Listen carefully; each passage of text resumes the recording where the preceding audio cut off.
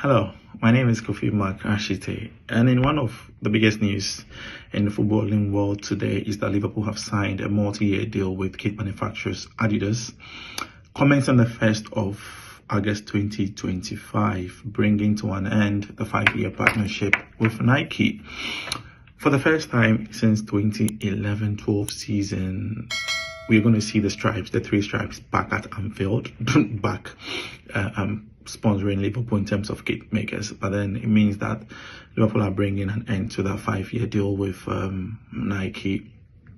But people are asking why Liverpool are bringing an end or ditching Nike, even though the Reds are the only club in Europe to earn more from Nike, from this American giant kit manufacturers, arguably the best or the biggest kit manufacturers in the world. Nike has got a higher revenue. If you compare their biggest competitors, which is Adidas and then Puma, if you put together their revenues in the last 5 years, Nike earns twice as much as what these two competitors even bring them. So you're asking why Liverpool are ditching this giant manufacturers and going for a competitor which seemingly offer slightly less in terms of the wider reach or its brand appeal.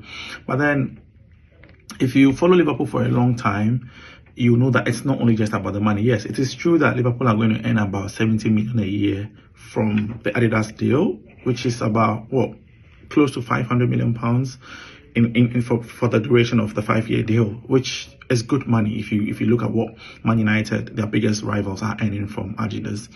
That 70 million pounds is an upgrade on what they used to get from Nike. So Liverpool was earning around 50 million from Nike per year from Nike, which was big. The nearest competitor in terms of Nike with Nike in across Europe will be around 42 million pounds. So you're asking why they were moving, but then this clearly explains that the Adidas money is huge, 70 million per year, which I think every big club would want to bite your finger for that. So yes, one of the aspects people are talking about is it could be about the money, but then it is more than just the money. If you know Liverpool, it's just more about the money. This club has got a history of not monopolizing their kit sponsors over the years. In the 70s, we also what happened with Liverpool in terms of kit sponsors, where we had Bob Paisley's team that won the European Cups. They won about three league titles, European Cups. They won the cup games as well, repping the Umbro kits. And I mean, again, it's part of the rich culture of Liverpool that every club, every kit sponsor should have its fair share of their rich culture and success. So Umbro in the 70s were dominating for Liverpool. Everybody saw that under Paisley. Then in the 80s, we saw like Adidas coming in the 80s, where again there were a lot of competitions in the 80s towards prior to their last league win in 1990. Adidas clearly dominated. Then we saw the Reebok coming at some point in the millennium. Reebok came in, and even though Liverpool did not win the league, we saw a bit of success with Reebok as well. 2001, we saw that treble, UEFA Cup, the League Cup, and then the FA Cup. They went on to win the Super Cup against Bayern Munich and the likes. So and then again, even in 2005, the Istanbul of 2005, the miracle of Istanbul in 2005, when they won the Champions League, we also again they were repping that Reebok on their lush on their chest. So Reebok had their fair share again, and then after a while in the millennium or in the 2000s, we saw after 2010s, 11, 12s, we saw New Balance come in, which was brought in by FSG that had bought the club at the time. We saw the Boston-based American suppliers coming in, and it's fair to say it was their first real venture into the British market. But then when they came in, we also what they did. There was some good success as well with New Balance.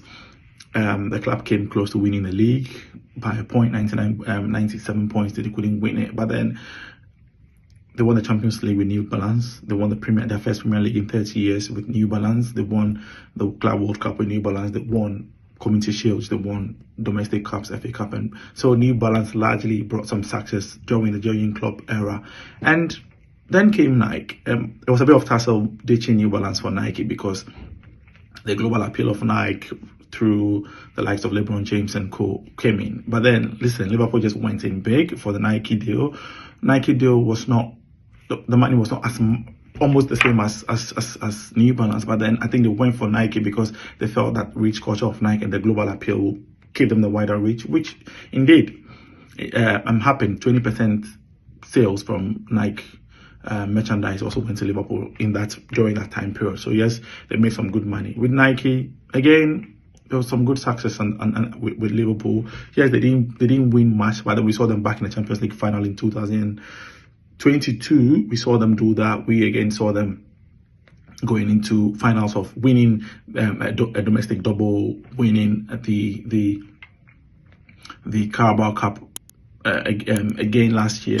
We've seen them in the final of the Carabao Cup again this year, making a return back into the final again. And they are 15 points ahead with 9 games to spare. So which means the Nike era could also end with huge success, winning the league, not forgetting that they are still in the Champions League. So the Nike era still could end big with them being Premier League champions. And I think Nike would really, what a way for Nike to bow out, because for the first time Liverpool can win the league, the Premier League, with fans in the stadium and have fans in a proper procession, unlike what happened in 2020 during the COVID era.